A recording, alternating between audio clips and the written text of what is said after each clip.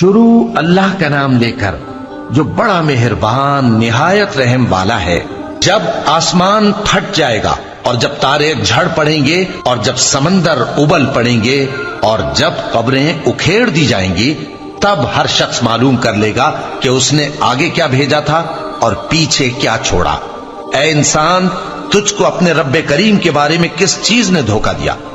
وہی تو ہے جس نے تجھے بنایا، پھر تیرے اعضاء کو درست کیا اور تیری قامت کو معتدل رکھا، جس صورت میں چاہا تجھے جوڑ دیا، مگر افسوس تم لوگ جزا کو جھٹلاتے ہو، حالانکہ تم پر نگہبان مقرر ہیں، یعنی معزز کاتبین۔